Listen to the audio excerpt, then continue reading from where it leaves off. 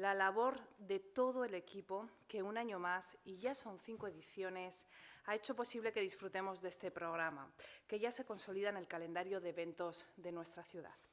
Unas jornadas que tienen como objetivo profundizar, o mejor dicho, poner en el foco sobre diferentes temáticas en la actualidad internacional.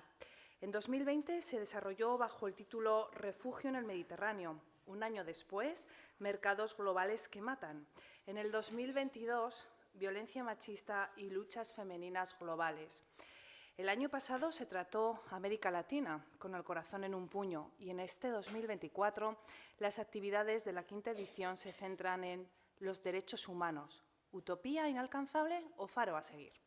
Con esta temática pretendemos profundizar en la actualidad internacional en el marco del 75 aniversario de la Declaración Universal de los Derechos Humanos. A través de las conferencias, mesa redonda y la exposición fotográfica de Pablo Tosco, Cuestión de Derechos, que ya se puede disfrutar en la pérgola de la calle Sancho el Sabio y que se podrá visitar hasta el 20 de junio, se abordarán la crisis y vulneraciones de los derechos humanos y del derecho internacional humanitario a escala mundial y el papel tanto de la comunidad internacional como de la sociedad civil. Desde el Servicio Municipal de Cooperación al Desarrollo, además de cofinanciar proyectos de ONGs locales en países en vías de desarrollo, trabajamos porque la sociedad vitoriana sea solidaria y se sensibilice con los derechos humanos en su dimensión internacional. Las actividades de En el Foco son una ventana para acercarnos a esa realidad que en muchas ocasiones preferimos obviar o incluso olvidar. Es necesario poner rostro y traer testimonios que nos acerquen a la realidad de las personas, comunidades, grupos étnicos y naciones que están viviendo vulneraciones de los derechos humanos y que nos permitan reflexionar sobre su situación. Para este acercamiento, contamos en estos días en el Palacio de Congresos Europa, aquí, con personas expertas. Esta tarde nos acompaña Christian Herbolheim. Discúlpame, Cristian, si no he dicho tu apellido. Me lo ha dicho en la entrada y lo he repetido un par de veces, pero seguramente lo habré dicho mal. Bienvenido y gracias por estar con nosotros y con nosotras. Mañana miércoles habrá una mesa redonda en la que el jurista Juan José Álvarez, la analista Itziar Ruiz Jiménez y la escritora y periodista Patricia Simón nos traerán la actualidad de los derechos humanos en el mundo. Y el jueves 6, Patricia Simón cerrará las jornadas con la ponencia Periodismo Internacional y Derechos Humanos, de Ucrania y el Sahel a Gaza. No les entretengo más y les dejo con Christian, encargado de abrir este ciclo de conferencias con su ponencia ¿La paz es una utopía? Christian es director del Instituto Catalán Internacional para la Paz desde 2018, ingeniero técnico agrícola por la Universidad de Lleida, diplomado en Cultura de Paz por la Escuela de Cultura de Paz de la Universidad Autónoma de Barcelona y cuenta con un máster en Construcción Internacional de Paz por el Instituto Kroc para Estudios Internacionales de Paz en la Universidad de Notre Dame en Estados Unidos. Asimismo, es analista de procesos de paz y experto en el papel de la sociedad civil en las transiciones. Ha asesorado y dado apoyo en los procesos de paz de Filipinas, el País Vasco y Colombia. Dirigió el programa de transiciones a paz de Conciliation Resources 2009 y 2018, una ONG con sede en Londres, y fue director del programa en la Escuela de Cultura de Paz de la Universidad Autónoma de Barcelona. Espero no haberme dejado nada. Muchas gracias por acompañarnos, Christian. Es un placer. Bienvenido a Gasteiz. El micro es tuyo. Pues muchísimas gracias, concejala. Gracias al Ayuntamiento por haberme invitado, por organizar estas jornadas, a Arratsalde-on, a todas y a todos. Hace casi 100 años, este señor despeinado, más despeinado que yo, le escribió una carta que se llama Albert Einstein, le escribió una carta al señor del puro, que se llama Sigmund Freud, y en ella le planteaba si la humanidad está condenada a hacerse la guerra. 90 años después, el título de la charla de hoy más o menos va por la misma línea. Y es una pregunta que dejaré que la respondáis vosotras al final de la charla, Pero dejadme quizás empezar con una pequeña encuesta mano alzada improvisada. De las que están en la sala, ¿cuánta gente cree que la humanidad estamos condenados a hacernos la guerra? Muy bien. ¿Cuánta gente cree que no, que la paz no es una utopía? ¿Vale? ¿Y cuánta gente no lo tiene claro o no se ha manifestado?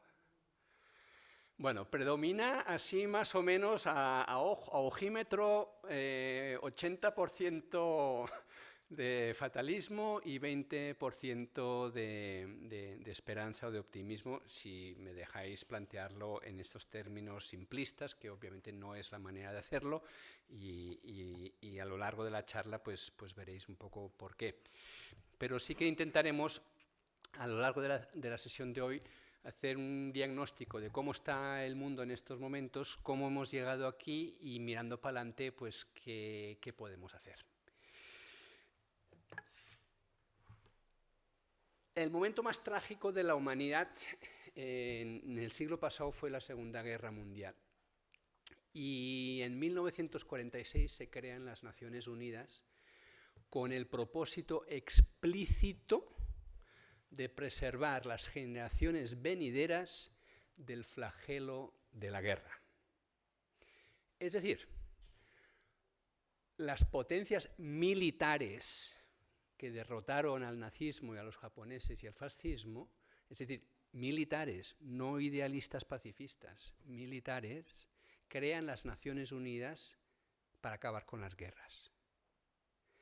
Es decir, sí que había y hay todavía un propósito, un compromiso a nivel mundial con terminar con las guerras como manera para resolver nuestras diferencias. Sin embargo, efectivamente, la situación actual no invita al optimismo. Este es un mapa que se ha publicado hoy, es un instituto de paz y conflictos en la Universidad de Uppsala, en Suecia, que cada año hace un seguimiento del número de conflictos armados en el mundo y hoy han hecho públicos los datos consolidados hasta 1923. Bueno, según este instituto, en el año 2023 hubo en el mundo 59 conflictos armados, que son los países o los territorios que están marcados en rojo. Hay una curiosidad que la definición de conflicto armado no es universal. ¿A partir de qué momento es un conflicto armado? ¿Cuándo es una tensión? ¿Cuándo es otros episodios de violencia? ¿Cuándo se habla de guerras? El instituto define conflicto armado como más de 25 muertes en combate al año. De ahí para arriba lo consideran conflicto armado. Si hay más de 1000 muertos en combate al año, hablan de guerra. En el año pasado había 9 guerras bajo esta definición en el mundo. Veréis que la mayoría están en el continente africano, al lado del relieve geográfico hay la lista que no podéis ver, pero os hacéis una idea. África tiene el número más largo, seguido por Asia, Oriente Medio, unos cuantos en Europa, el más obvio y conocido, el ataque de Ucrania sobre Rusia, de Rusia sobre Ucrania, perdón, pero otros contextos menos conocidos en el Cáucaso, la guerra entre Armenia y Azerbaiyán por el enclave de Nagorno-Karabaj. Destaca quizás que el continente americano solo hay un país marcado en rojo, que es Colombia, y resalta porque, como veremos más adelante, no es que no haya violencia en América Latina o en el continente americano en general, incluidos los Estados Unidos, pero por el tema de las definiciones tiene otro análisis. Los conflictos más violentos del mundo, el año pasado murieron, se calcula, en Ucrania 71.000 personas y en Israel-Palestina 22.000, considerando que la fase intensa del ataque de Israel empezó después del ataque de Hamas el 7 de octubre, en términos, si ampliamos esos 22.000 del último trimestre al conjunto del año, es más violento el conflicto armado en Palestina que la invasión rusa sobre Ucrania. Este gráfico muestra la evolución desde el final de la Guerra Mundial, de la Segunda Guerra Mundial, hasta el 2023. Y es el registro que tenemos, desde 1946 es que hay registro. Los 59 conflictos armados en el mundo es el número más elevado de conflictos armados que ha habido desde que hay datos, desde que se registran, por lo tanto desde 1946. Podemos diferenciar estas tendencias de diferentes maneras. La más obvia es mirando el gráfico superior, cómo sube desde el 46 hasta más o menos 1989-90, hay una progresión clara del número de conflictos armados, llega a un pico, por ahí 89-90, que coincide con el final de la Guerra Fría y empieza una reducción.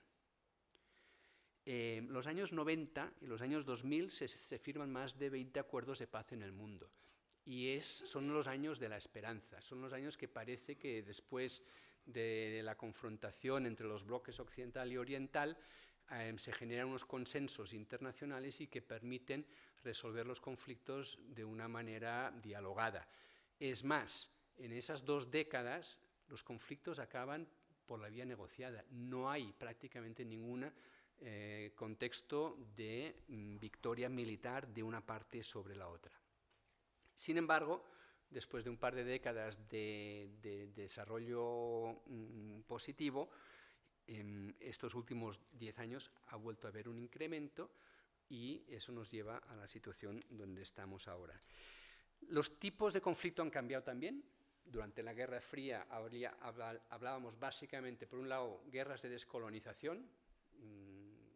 Los países latinoamericanos se descolonizaron en el siglo XIX, pero los africanos y algunos de los asiáticos fue en el siglo XX y por lo tanto muchas son guerras de liberación nacional y las otras muy influidas por la ideología y la confrontación entre Occidente y Oriente, entre el bloque soviético y el bloque occidental. Después de la Guerra Fría, lo que hay son unos conflictos armados internos donde ya no intervienen tanto los poderes internacionales y empieza a emerger de otro tipo de violencias estos últimos 20 años, más de raíz religiosa islamista extremista. Y de nuevo, en amarillo son el tipo de conflictos que se llaman internacionalizados. Son esos que son un conflicto armado interno, pero con mucha presencia internacional. Caso concreto, Yemen o Libia. ¿Sí? En Libia tienes a Francia apoyando a unos contendientes y a Turquía apoyando a los otros, con armamento, con financiación, con lo que sea. Pues ese también es un incremento, una tendencia hacia el incremento. Tenemos conflictos viejos que nunca se han resuelto, viejos quiere decir de décadas, que están en una fase enquistada. El más viejo de todos es la confrontación entre India y Pakistán por el Valle de la Cachemira, que ambos se disputan y no han resuelto. Son 2 potencias nucleares que se apuntan los unos a los otros. Tenemos el caso de Chipre, tenemos el caso de Corea, tenemos muchos otros, y algunos que están en una fase más abierta, como puede ser en la República Democrática del Congo, que hay múltiples conflictos armados, o en Myanmar. ¿Cuáles son las novedades recientes? Principalmente 3. La invasión rusa de Ucrania no tiene precedentes desde la Segunda Guerra Mundial. En todos estos conflictos que veis aquí, la parte de abajo del todo en azul oscuro son los conflictos interestatales, de un Estado contra otro, uno que intenta invadir otro país. Eso prácticamente después de la Segunda Guerra Mundial desaparece, hasta que ahora Rusia intenta ocupar, en una guerra que podríamos definir como imperialista, a Ucrania. Y la otra gran novedad es el contexto de Oriente Medio. Por lado y lado, el 7 de octubre Hamás realiza el ataque terrorista más mortífero que ha realizado en toda su historia. Es decir, 1.200 muertos en un día son más de los muertos del conflicto vasco en 60 años, para que lo pongamos en dimensión. 1.200 muertos en un día, en unas pocas horas. Es una tragedia que golpea psicológicamente al pueblo israelí de una manera difícil de imaginar, si no fuera porque luego la respuesta israelí es tan barbáricamente desproporcionada frente al ataque de Hamás que queda empequeñecido. Y es difícil comparar, porque numéricamente, pues obviamente no se pueden comparar 1.200 con 36.000 más o menos, que es lo que llevamos en estos momentos, y además con la asimetría de poder y la diferencia de responsabilidades entre un Estado que ejerce la violencia en los territorios ocupados desde mucho antes del 7 de octubre. Y si queréis luego entraremos un poco en el tema. Pero la dimensión de la violencia de Hamás por un lado y de Israel por otro no tiene precedentes. Segunda novedad. Y tercera novedad, ahora que ha salido elegida la nueva presidenta de México, esto es un mapa de México, este es un mapa de la distribución territorial de los cárteles de la droga de México. Ocupan prácticamente todo el territorio nacional, excepto las zonas en blanco. Las zonas en blanco es la capital y en la península de Yucatán, donde las familias de los narcos están de retiro y es como una zona de no confrontación, pues zona neutral, para que todos puedan descansar o los familiares estén a salvo. El resto del país está completamente repartido, controlado y dominado por el crimen organizado.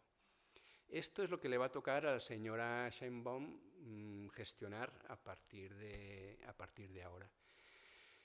México es un país democrático. México no está en este mapa, pero en México mueren cada año asesinadas 30.000 personas. Es decir, muere más gente asesinada en México sin conflicto armado que en la época de máxima confrontación en Afganistán, donde morían entre 20 y 25.000 personas al año, que en ese momento era el conflicto más intenso del mundo. De nuevo, para que nos hagamos una idea de las proporciones. Este es el panorama a nivel de conflictos armados. Las consecuencias son obvias. Aquí tenemos el número de personas desplazadas. Tenemos a finales del 2023 76 millones de personas desplazadas por culpa de la violencia. 76 millones de personas desplazadas es de nuevo la cifra más elevada desde la Segunda Guerra Mundial, que desplazó un montón de gente, un montón de países. Nunca antes desde la Segunda Guerra Mundial habíamos estado tan mal en cuanto a consecuencias humanitarias de las guerras. Y esas puntas que veis de color azul en las columnas más a la derecha, es interesante porque esas son, voy a ver aquí cómo lo definen, desplazamientos por desastres naturales. Es decir, desplazamientos por el cambio climático. Ese fenómeno que todavía hay sectores que niegan, tiene unos efectos directos y crecientes en las dinámicas de conflicto armado, porque en la medida que fenómenos de sequía extrema o de inundaciones extremas hacen invivibles cada vez zonas más amplias de la geografía mundial, la pelea por los pocos recursos de agricultura, de ganadería o simplemente de poder tener espacio donde vivir se van a incrementar. Y eso genera desplazamiento por un lado, pero también genera confrontación armada por el control de esos recursos reducidos. Ese es el panorama, digamos, trágico, ¿sí? Vamos a mirar, porque no todo es tan dramático, hay cosas positivas. Os hablaba antes de los acuerdos de paz de los años 90. Fijaros en esta imagen. Este señor, seguramente lo reconoceréis, ¿sí? Nelson Mandela. Este señor pasó 26 años en la cárcel. 26 años en la cárcel acusado de terrorismo. ¿Cómo puede alguien mantener la esperanza de esta manera? Y cuando sale de la cárcel, a su carcelario darle la mano y sugerir que el futuro del país es o estamos todos juntos o no funcionará. Y por lo tanto, con el liderazgo moral de haber sido dirigente, preso y haber aguantado esos años de cárcel, le da una autoridad para ayudar a navegar al país por una transición extremadamente complicada, dada de nuevo toda la violencia que había habido estructural y directa durante tantísimos años, la minoría blanca contra la mayoría negra. En 1993 se firman los acuerdos de paz de Oslo. De nuevo, el señor de la derecha, bueno, el señor Arafat, era el dirigente de una organización terrorista que efectivamente asesinaba, ponía bombas en aviones, mataba a deportistas en Múnich y hacía un montón de otras barbaridades, y era el demonio para Israel. Y viceversa, en el otro lado, el señor Rabin representaba un Estado que había expulsado a millones de palestinos después de la creación del Estado de Israel en la Nakba. La causa sionista había ejercido el terrorismo directamente durante la época de la colonia británica y, por lo tanto, eran enemigos irreconciliables, que no se reconocían mutuamente. Los palestinos no reconocían Israel, Israel no reconocía la Organización para la Liberación de Palestina, que agrupaba las organizaciones de ese momento, palestinas. En este acuerdo lo que hacen es reconocerse mutuamente. Y es el primer paso para luego poder dar muchos otros pasos. Lo que pasa es que todos los pasos que había que dar después no se llegaron a dar. Y frente a este gesto que implicaba traspasar las propias líneas rojas, el drama de lo que pasó en el acuerdo de Oslo es que acabó siendo más fácil negociar con el enemigo que con los propios. Porque el acuerdo de Oslo lo rompen los radicales judíos y acaban asesinando a Simón Peres, asesinado por haber firmado el acuerdo de paz. Un judío mata a otro judío por haber traspasado la línea roja, y organizaciones como Hezbollah o Hamas boicotearon los acuerdos de Oslo. Y el drama de un contexto como el de Oriente Medio o Israel-Palestina es que en el año 93 estaban mal, los palestinos sobre todo, pero mejor que en el 94, que seguían estando mal, pero mejor que en el 95, porque cuanto más pasa el tiempo, peor está la situación. Y cada vez es más difícil. Hoy que se habla de una solución de los dos estados, era lo que tenían que seguir los siguientes pasos después del acuerdo del 93.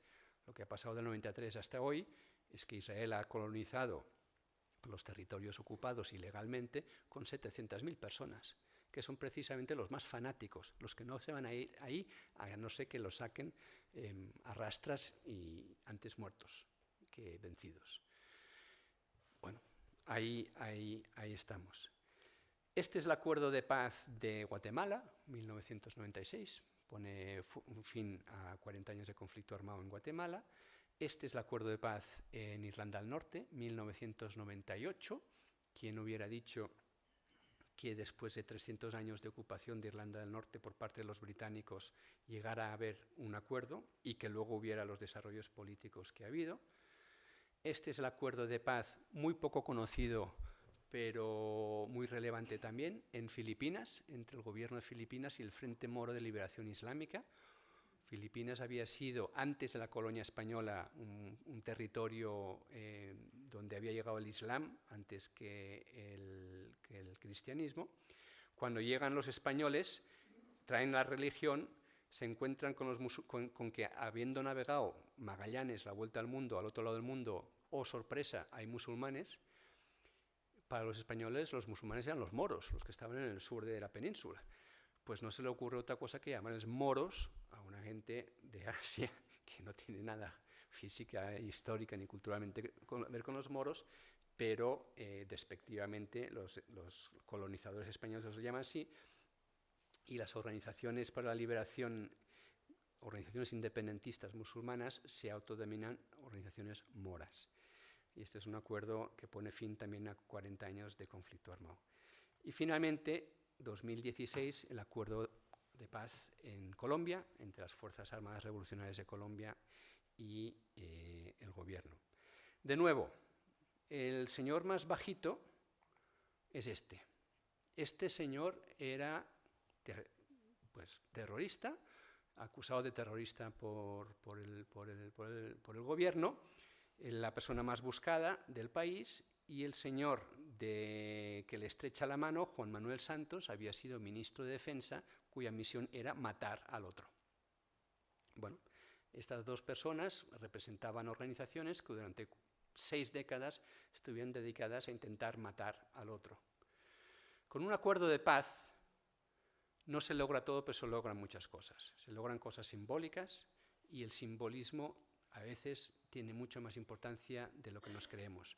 La parte simbólica de un acuerdo de paz es que lo que antes era impensable, que un guerrillero llegara a estrechar la mano a un gobernante, lo mismo que aquí, se hace posible. Lo impensable se hace posible. Y a partir de ahí, y se materializa con una firma y con un encaje de manos. Claro, si pensamos que al día siguiente ya llega la paz, vamos errados. Porque los acuerdos de paz son fundamentales para un proceso de paz, pero un proceso de paz necesita mucho más que un acuerdo de paz.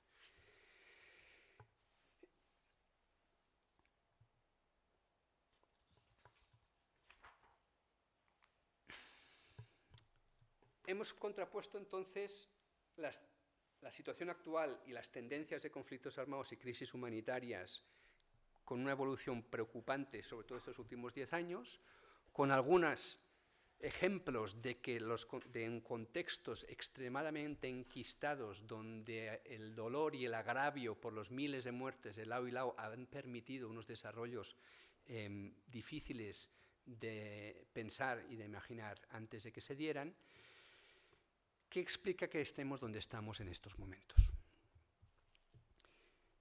Estamos en un momento donde el modelo actual de construcción de paz ha tocado techo y el modelo alternativo todavía no ha llegado. Y en esa transición las cosas pueden ir a peor o podemos ver si se pueden reconducir de alguna manera. Ha tocado techo el sistema de hacer las paces, pero el sistema de gobernanza en general, por múltiples razones. Este mapa me parece extremadamente interesante. Son los países que antes de que España, Noruega e Irlanda reconocieran a Palestina la semana pasada, reconocían a Palestina. ¿Qué es lo que me llama poderosamente la atención de este mapa? Lo solitos que estamos los europeos y los norteamericanos comparados con el resto del mundo. Cuando nosotros nos pensamos que aquí se hacía un gran gesto de reconocer a Palestina y que estamos liderando una corriente internacional, pues resulta que ya había 160 países que lo habían hecho antes que nosotros. Y no nos habíamos ni enterado, porque vivimos en nuestra burbujita, europea y occidental y norteamericana, donde pensamos que lo que vemos nosotros es lo que ven los demás, y la manera que nosotros percibimos el mundo es la manera que la perciben los otros. Y no es así. Y la primera sorpresa que nos llevamos fue cuando Ucrania invade Rusia, de nuevo, Rusia invade Ucrania, lo denunciamos, yo creo que con razón, pero el mundo no sigue al unísono a Europa Occidental cuando denuncia el ataque de Rusia. Y nos quedamos sorprendidos. ¿Y por qué? Es una pregunta muy importante. ¿Por qué el mundo no piensa como nosotros? O quizás al revés. ¿Por qué nosotros no pensamos como el resto del mundo? Y no quiere decir que todos piensen igual. Y parte del problema que tenemos es que hay mucha gente, muchos países que piensan de forma diferente. Pero sí que es muy diciente.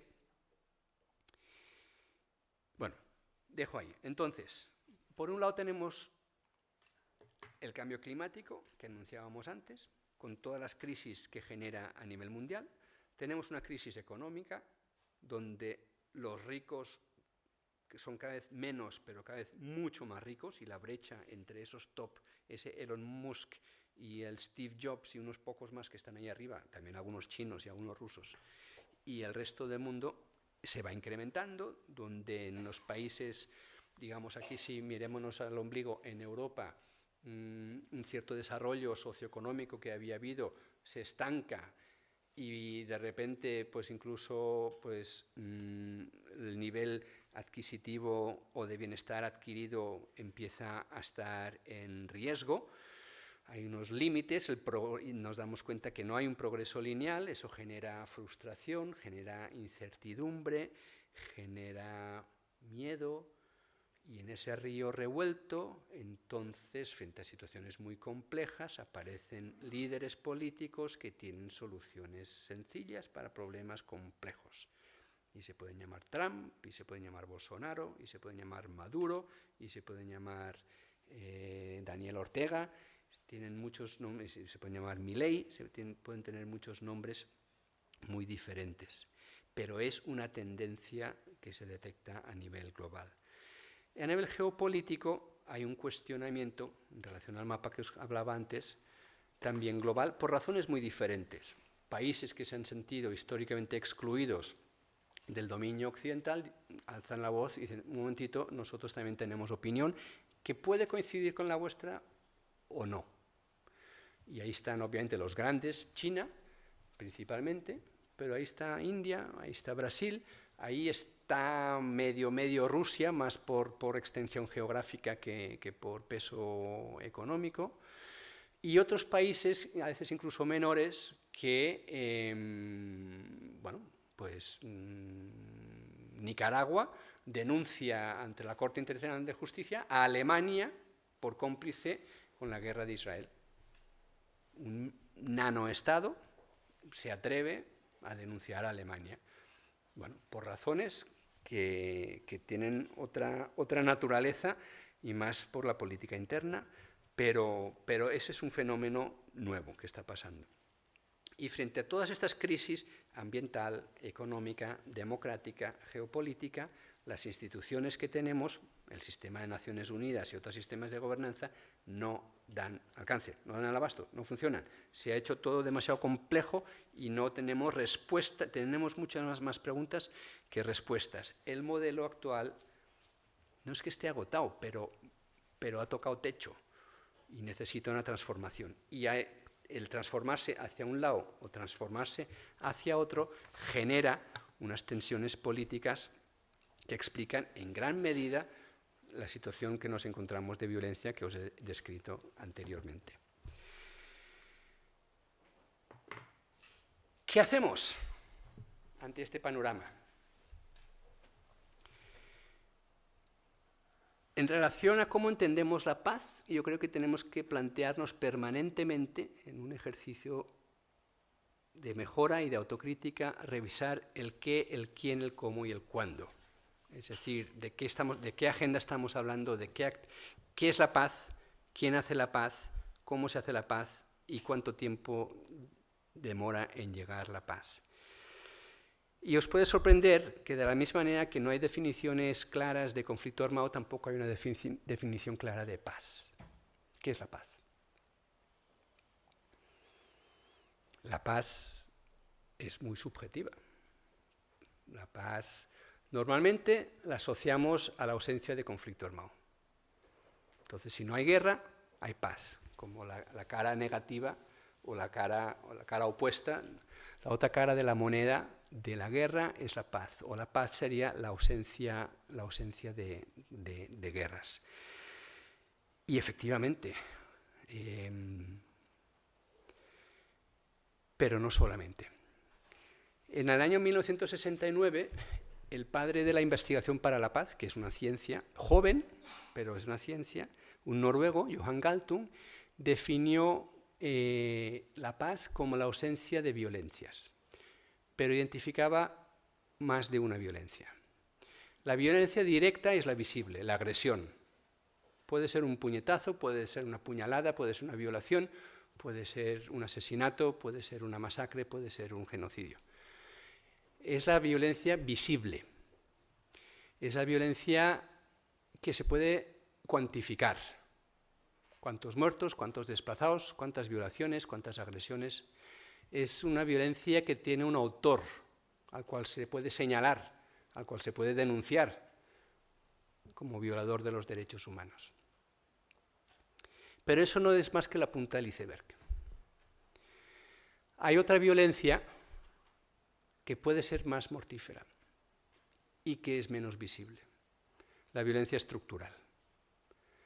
La violencia estructural son las injusticias sociales. La pobreza, el hambre, son situaciones de desigualdad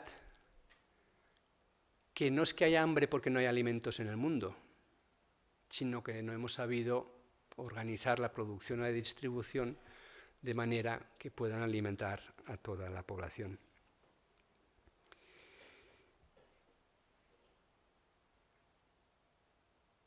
Y hay una tercera dimensión de la violencia,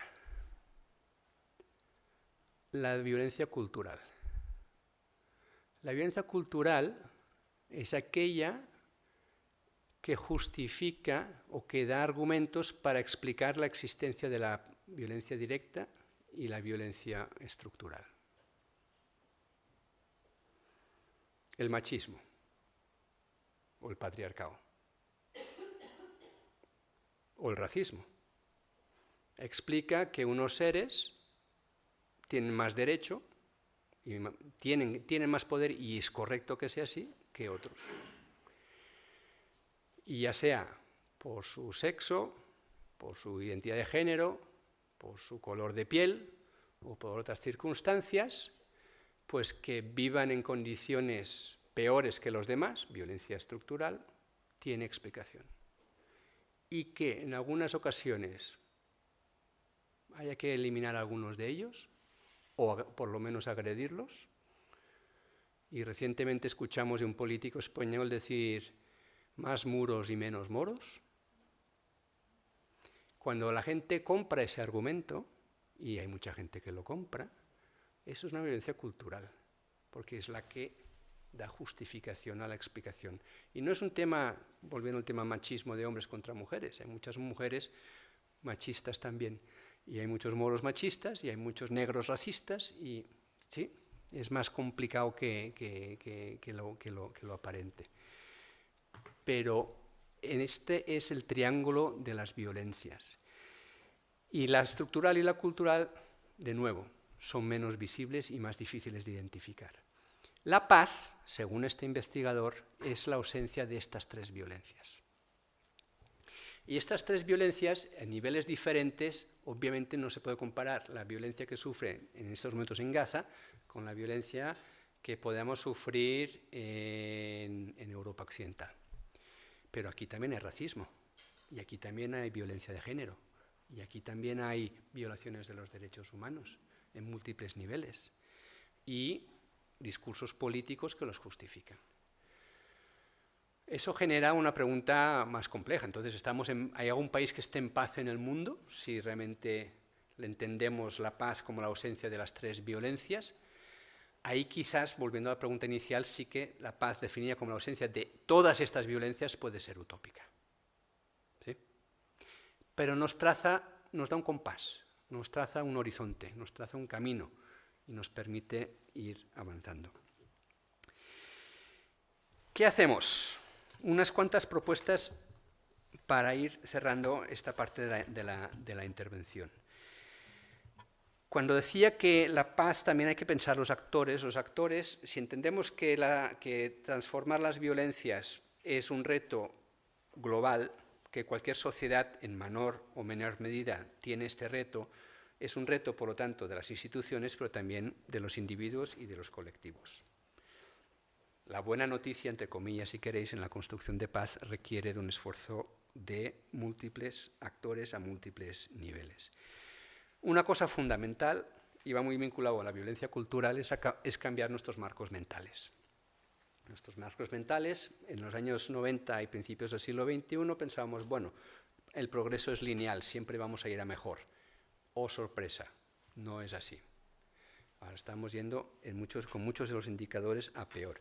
¿Quiere decir esto que ahora va a ir necesariamente a peor? Pues no, tampoco, puede volverse a corregir. Pero acostumbrémonos que las cosas no son lineales y que son más complejas y revueltas de lo que nos gustaría pensar. Una aportación muy importante o muy inspiradora, pienso yo, del feminismo, de las muchas aportaciones que ha hecho al pensamiento y a la política, es huir de los análisis dicotómicos o binarios. ¿Sí? Entonces, fue muy interesante que tras la guerra de los Balcanes, una mujer británica, una feminista británica, analista de procesos de paz, descubrió que se acabó la violencia en Bosnia y en Croacia y en Serbia en el campo de batalla, en el espacio público, pero los combatientes que volvían a casa ejercían más violencia doméstica que la que había habido antes de la guerra. Es decir, se acababa la violencia en el espacio público e incrementaba la violencia en el espacio privado. Y acuñó el término del continuum de violencia. Entonces no es que haya guerra, se firma la paz, acuerdos de Dayton y llega a la paz. Llega a la paz en algunos espacios, algunos tipos de violencia se reducen, otros no necesariamente se reducen, se pueden incrementar. Y esa aportación que servía para mirar la violencia de género en los Balcanes, la podemos trasladar al contexto colombiano en otras dimensiones. Se firma la paz en 2016, pero continúan los asesinatos de líderes sociales, las desapariciones forzadas, se incrementa el poder de los cárteles del narcotráfico, persiste la corrupción en múltiples niveles del Estado, etc. Por lo tanto, no es que guerra y paz el Estado estemos o en guerra o en paz. Suele ser una cosa más entremezclada. Tenemos que acostumbrarnos, ante la complejidad es normal que queramos buscar términos binarios, pero es que es difícil que una guerra podamos dividirla en identificar quiénes son los buenos y quiénes son los malos. Y es una tendencia natural. Para intentar entender de qué va eso, porque lo otro es tan complejo que no entiendo nada. Y eso tampoco ayuda. Pero cuidado, porque normalmente no hay ninguna guerra limpia, no hay ningún grupo armado que, por muy causa que sea muy justa que sea su causa, no cometa violaciones de derechos humanos y normalmente violaciones al derecho internacional humanitario, que es el que rige cómo se conducen las guerras. Por lo tanto, cuidado con buenos y malos, cuidado con... tenemos que acostumbrarnos a situaciones incómodas. Ante la invasión de Rusia sobre Ucrania, ahora lo he dicho bien, ¿armas sí o armas no? Pues no es tan fácil responder a esa, porque éticamente armas no. Pero ¿qué dice la población ucraniana pacifista, que la había antes de la guerra, y que su propósito en la vida era acabar con el tráfico de armas y con los ejércitos? Ante la invasión rusa piden armas? Pues, si queréis, un tema para el posible debate. Y la típica polarización a la que nos sometemos todos habitualmente es casi inevitable el pensamiento tribal nosotros y ellos. Y el nosotros y ellos puede ser inocente, mi equipo de fútbol y el otro equipo de fútbol, me gustan más las vacaciones en el mar o en la montaña. En la política ya empieza a ser un poco más complicado, más de izquierdas, más derechas, más nacionalista, menos nacionalista. Pero llega un momento donde la polarización, que es normal hasta cierto punto, se convierte en tóxica. ¿Cuándo se convierte en tóxica? Cuando deslegitimamos al que piensa de una forma diferente a la nuestra. ¿Sí? En el caso catalán, por ejemplo, de donde vengo yo, pues cuando los no independentistas consideraban que el independentismo era golpe de Estado y antidemocrático. Y los independentistas pensaban que los que no permitían hacer el referéndum eran antidemocráticos porque no permitían hacer el referéndum. Se cae una situación donde mi pensamiento es tan importante que no soy capaz de vivir con el otro, y para poder conllevar esta contradicción lo que hago es deslegitimar al que piensa diferente a mí. Cuando deslegitimo al que piensa diferente a mí, que es antidemocrático, y fijaos que ambos se acusaban de antidemocráticos, tenemos un problema. Ese problema es un problema menor si lo comparamos con Gaza, si queréis, o en Sudán o muchos otros países del mundo, pero ese es el escalonamiento de que no necesariamente tiene que llevar, no porque fumes marihuana acabas drogadicto, pues obviamente, no porque en España tengas o en Cataluña una visión diferente al otro, un poco tóxica, vamos a matarnos, pero es para trasladaros que ese tema de la dicotomía no es solamente entre Israel y Palestina, sino que en nuestra vida diaria también la tenemos. Segundo, primero era lo que os he comentado ahora, cuestionar nuestros marcos mentales, lineares y dicotómicos. Segundo, repensar y apropiarse de términos fundamentales para todos, como es la seguridad. Seguridad se suele asociar con seguridad del Estado, policías, cámaras de vigilancia y ejército. Armas. Europa tiene que defenderse de Ucrania, necesitamos más gasto militar, más capacidad militar. Bueno, frente a la seguridad puramente militar, igual que un poco en el triángulo de antes, hay otros niveles de seguridad. La seguridad humana, es un término que ya se acuñó también en Naciones Unidas hace un par de décadas, que dice, bueno, frente a la seguridad del Estado, que sí vale, pero también está la seguridad de las personas. Entonces, ¿el hambre o el acceso a la sanidad pública no es también un tema de seguridad? Seguridad social se llama nuestro sistema, ¿verdad? Entonces, ¿por qué no tenemos un debate más abierto que entendemos por seguridad? Hay la seguridad feminista, hay la seguridad común, que es entender, bueno, ya entraríamos en eso después, pero al final de la Guerra Fría, entre los bloques occidentales y orientales, en plena escalada militar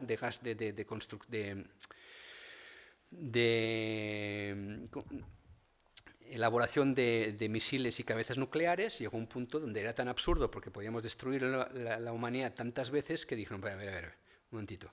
Hasta ahora el concepto de seguridad era la disuasión. Frente a una amenaza del otro, yo me armo más para que el otro no me ataque. ¿Sí? Un poco la lógica en la que volvemos a estar ahora, ¿eh? Claro, ¿qué hace el otro? Lo mismo. ¿Ese se está armando? Pues me voy a armar yo más para que no me ataque. Así, pues ahora yo me armo. Bueno, y así está el absurdo, es decir, la proliferación nuclear iba bajo esa lógica hasta que un momento dado los propios militares dijeron, bueno, hasta aquí hemos llegado, esto no tiene ni pies ni cabeza. Y cambiaron el término, seguridad común. ¿Seguridad común cuál es? Yo no me puedo sentir seguro si mi potencial adversario no se siente seguro. Cambio radical de lógica. La primera es yo tengo que estar armado para que me respeten, pero eso hace que el otro hace lo mismo. La otra es al revés.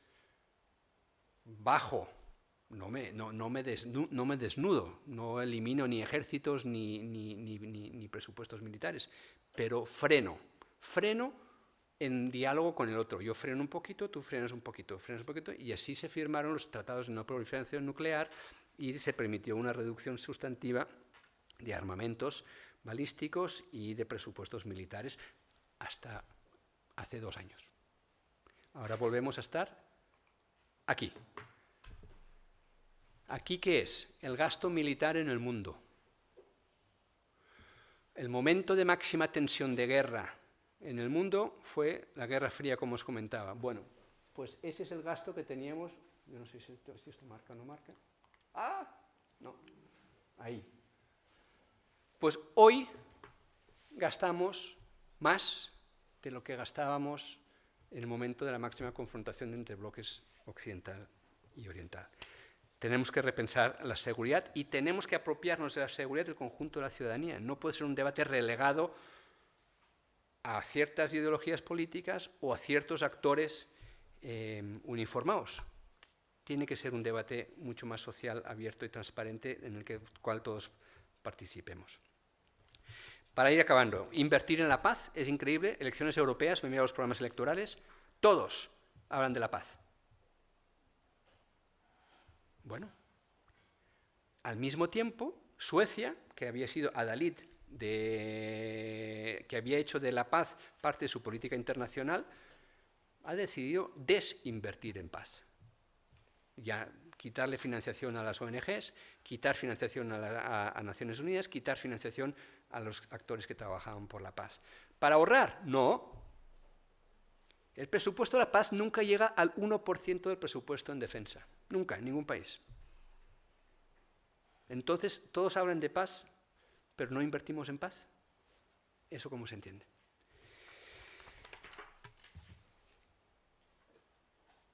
Y para acabar, cultivar la esperanza. Este señor de aquí se llama Mustafa Barghouti, del medio. Esta es una foto de la semana pasada, estuvo en la oficina del ISIP en Barcelona. Es médico, creó hace muchos años una ONG de ayuda humanitaria. También es político de un grupo minoritario, es miembro del Legislativo de Palestina, pero en estos momentos es una de las personas principales referentes políticos comprometidos con la causa palestina y con la no violencia. Y le preguntamos, ¿y usted? Viviendo lo que está viviendo y viendo cómo cada vez está peor la cosa, ¿todavía tiene esperanza? Y dijo, sí, yo todavía tengo esperanza. Si no tuviéramos esperanza, ¿qué haríamos? Y de la misma manera que el señor Mustafa Barghouti y la gente en Palestina tiene esperanza, en Israel también hay gente que tiene esperanza de que la convivencia es posible, aunque en estos momentos tengan un gobierno que hace todo lo posible por impedirlo, y que el conjunto de la sociedad esté más bien orientada hacia la dirección, pero hay gente que tiene la esperanza. Y él nos decía, la paz en Oriente Medio llegará por presión externa, pero necesitamos construirla finalmente de los israelíes y los palestinos. Necesitamos tener con quién hablar en Israel también, que también estén comprometidos con la paz y tener una visión más o menos común. Y las mujeres de Irán que protestan contra el régimen de los ayatolás también tienen esperanza y han logrado no han logrado tumbar el régimen, pero sí que han logrado ponerlo muy nervioso y concienciar a la humanidad sobre la situación de represión de las mujeres en Irán. Y lo mismo podríamos decir de las mujeres en el Sudán, que acabaron con el régimen que había ahí.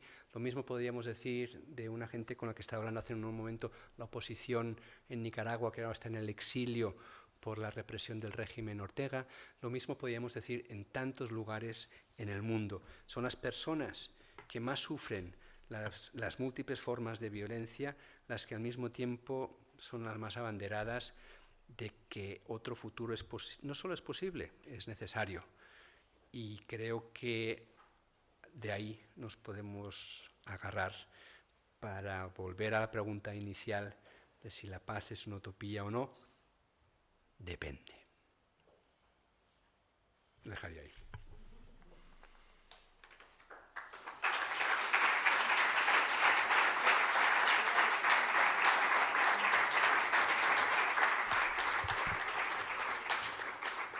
Y creo que ahora hay tiempo para preguntas, ¿verdad? ¿Sí? Van a circular un micrófono.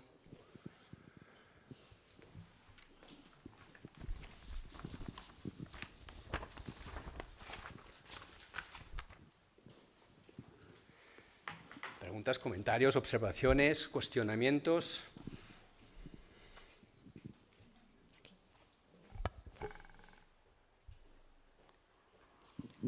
Hola. Yo cuando has hecho la encuesta, la verdad es que no sabía si levantar la mano en la primera pregunta o en la segunda. Me ha salido un poco así como automático, ¿no? Entonces yo creo que como aquí en casa hemos tenido tanta violencia de tantos años y con tanto sufrimiento y tanto problema, además, no sé, yo he leído en los papeles que usted estuvo en cosas de negociación, ¿no? Pues yo creo que me ha salido también automático que todo igual, aunque pase mucho tiempo, que hay cosas que se pueden arreglar. Y aunque esto ha sido una cosa muy local, bueno, pues ya sabemos que el mundo es muy grande, ahora hay muchos problemas, pero bueno, no sé, es todo lo que ha salido ahí, ¿no? A mí también me ha venido a la cabeza, aparte de Mandela, pues me ha salido Pepe Mújica, ¿no? Que estuvo de Tupamaro, luego 12 años en la cárcel, ministro, ahora creo que se muere de cáncer, pero me imagino que ese hombre se tiene que morir feliz. Nada más. Y el mundo agradecido por la inspiración, por esa capacidad de transmitir esperanza. Un Mandela, un Pepe Mújica y tantísimas otras voces, donde normalmente, por razones obvias también, conocemos algunas, pero hay muchas más. Y por eso ponía ahora también la foto aquí de las mujeres de Irán, porque muchas veces son personas que a nivel global son anónimas, pero que tienen un poder de transformación impresionante. Y en el País Vasco, pues sabéis perfectamente, aquí hubo un proceso de paz sin negociaciones. Entonces, ¿cómo se ha logrado avanzar? Pues por múltiples vías, pero en gran medida por muchas personas que han tomado decisiones personales y luego colectivas y se han abierto a conversar con gente que piensa diferente, y lo que antes era impensable, bueno, ya no lo es tanto. Y es así, es que no puede ser de un día para otro.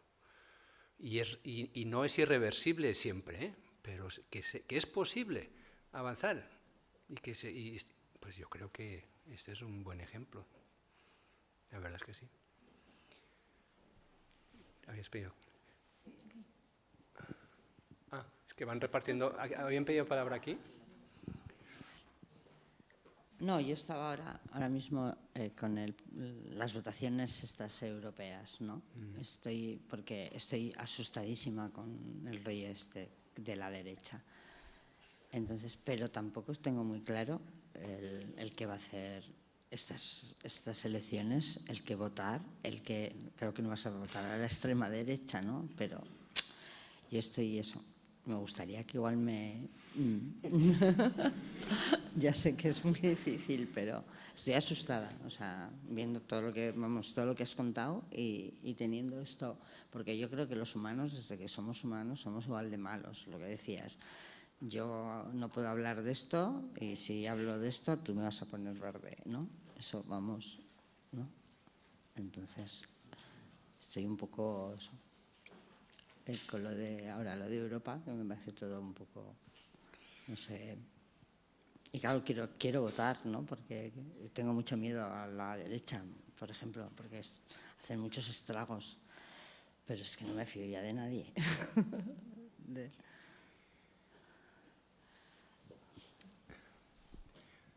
Las elecciones las democracias tienen sus momentos de polarización y sus momentos de concertación. Las elecciones son los momentos de máxima polarización. Vótame a mí, no votes al otro. La democracia funciona si después de la polarización tenemos que llegar a acuerdos, logramos llegar a acuerdos. Cuando no logramos llegar a acuerdos porque yo con ese ni a la esquina, tenemos un problema serio. ¿Qué hacemos en Europa o en otros países? Mira, en Argelia hace de 20 y pico años pues hubo una situación complicada porque hubo elecciones y ganaron los islamistas. Ganaron las elecciones. Y a partir de ahí, pues nada,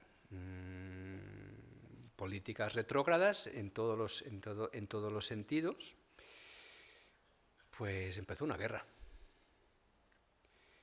Y bueno, no hay que llegar a ese punto. Yo creo que el reto que tenemos no es... Todos estos retos de transformación social, política, construcción de paz, justicia social y todo lo demás, siempre son retos de medio o largo alcance, que no se van a resolver de un momento para otro. Que las elecciones marcan, igual que un acuerdo de paz, un momento específico y simbólicamente poderoso, pero el reto que tenemos, creo, en España, en Europa, en cualquier parte, es entender a los que votan esas opciones. Solo a partir de ahí, bueno, ¿y ahora qué hacemos? Y por lo tanto diferenciar un poco el líder político del que le vota y erosionar por ese lado. Entre otras cosas, porque ahí también podemos aprender.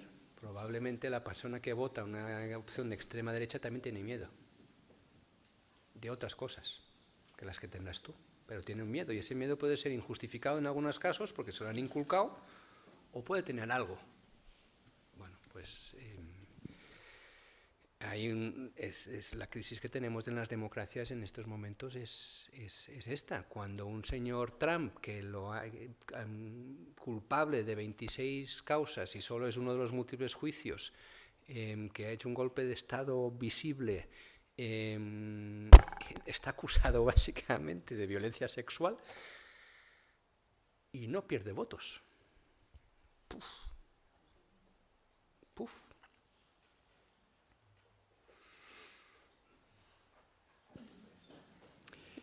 Buenas tardes. Sí, funciona, ¿no? Sí. El propio Pepe Mújica, del que hablábamos, hablaba de que las democracias actuales, la representativa que tenemos, decía, hablar de una democracia representativa es un oxímoron en sí mismo. Dice, de hecho, digamos, las decisiones importantes se nos hurta a la ciudadanía, es decir, aquí votamos cada 4 años, pero las decisiones importantes, esas no las tomamos los ciudadanos.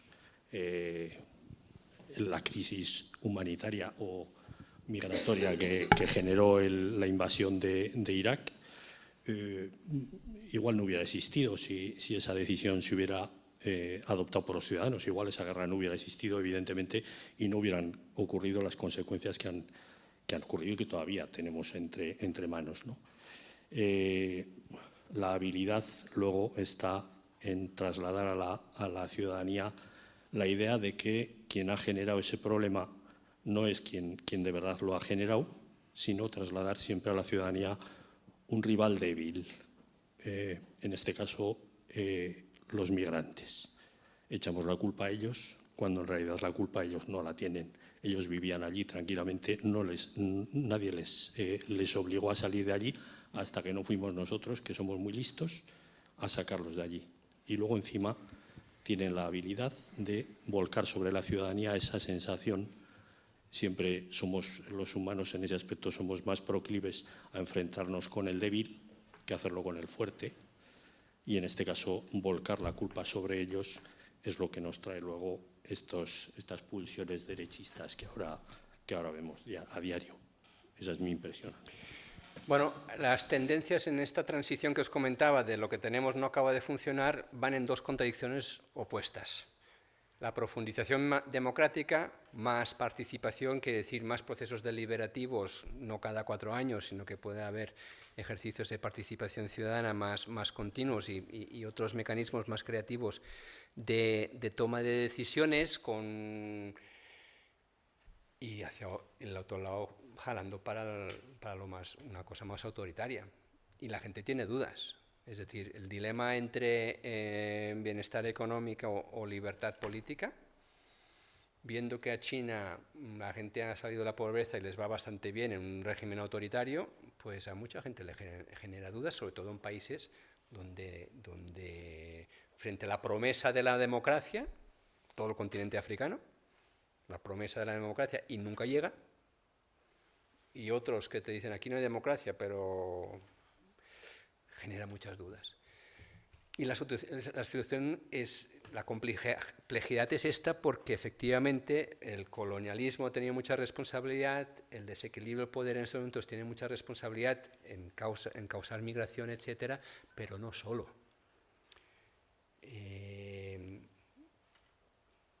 Los negros son racistas, los indígenas son clasistas, los árabes fueron esclavistas, los chinos son autoritarios, los rusos...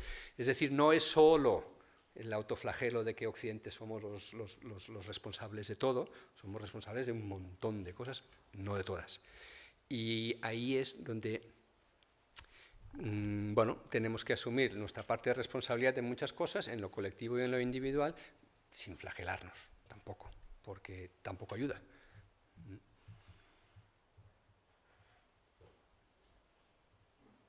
Quería comentar si estás de acuerdo o no. Las decisiones, muchas decisiones son grupales, ¿no? Son grupos, ¿no? Entonces, yo creo que en Euskadi pasó y, ¿no?, el sentimiento nacionalista es de grupo, ¿no? O sea, son decisiones no solamente de una persona, sino de un grupo, ¿no? Entonces, esa inercia al cambiar de opinión eres un traidor, ¿no?, de cara a tus... Yo creo que esas inercias sociales, ¿no?, de pertenencia a un grupo, yo creo que ponen palos en el camino, ¿no? No es solamente un tema, es un tema personal también. Yo creo que es un asunto de intentar comprender esas inercias e intentar dar la vuelta. Clarísimamente. Y en la construcción de paz, algunos de los actores claves son aquellos que son capaces de salir de su propio espacio de confort y acercarse al otro. Y se enfrentan a dos dificultades muy grandes. Primera, la incomprensión del otro. ¿Y este a qué viene? ¿Qué intenciones trae?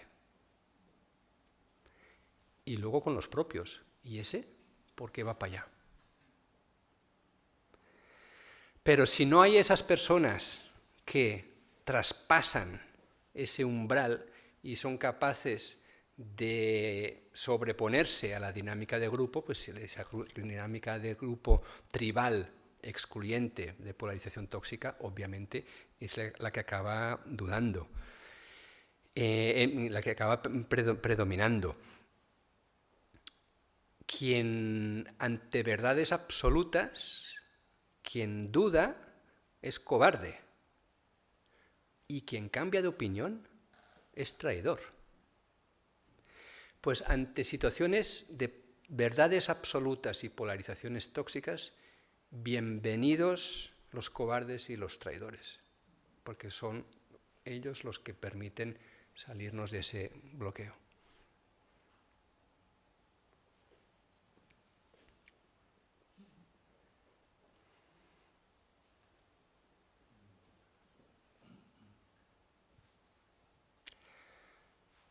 Pues no, me autoconvertido en moderador. No sé si... Vale.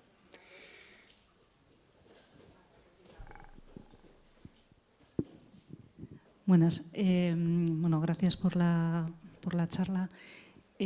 Más allá de cuestiones de verdades y no verdades, a mí me preocupan algunas cosas contables que aparecían en la exposición y que tienen que ver con el incremento en el gasto militar que estabas señalando, con el incremento en una de las primeras tablas que mostrabas de conflictos internacionales, internacionalizados en la última década, ¿no? No parece que apunte a nada bueno, así en abstracto.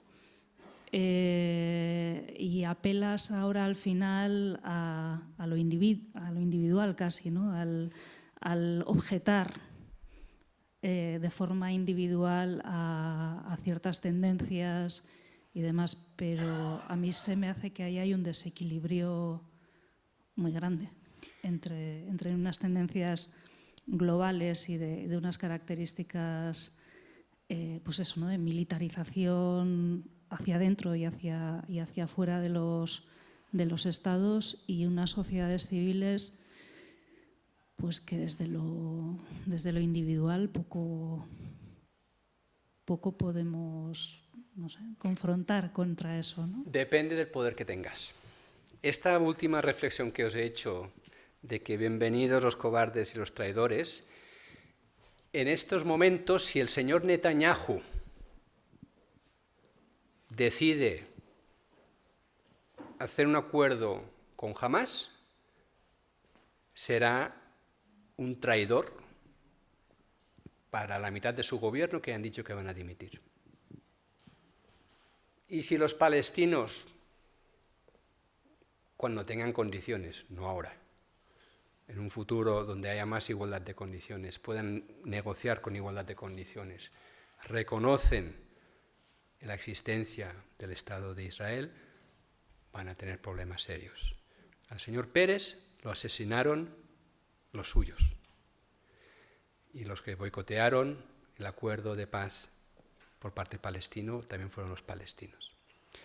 Entonces, lo interesante de esta reflexión es que esta actitud frente al conflicto efectivamente se puede trasladar desde nuestra cotidianidad, de cada uno de los que estamos en esta sala, hasta los máximos líderes. No es tan diferente, en el fondo. Un Mandela, primero, es percibido como traidor por su gente, pero tiene la autoridad moral para dar el paso de hacer la paz con los blancos. Y si no lo hubiera hecho, si no hubiera dado él ese paso de cruzar la línea hacia el otro, lo más probable es que hubiera acabado en guerra civil.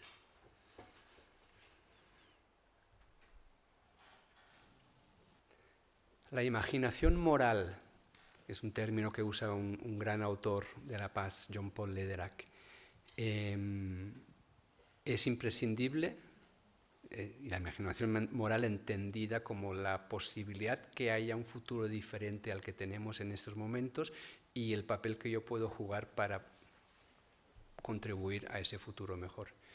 Es un arma muy poderosa y va del individuo hasta los que tienen las máximas responsabilidades de decisión.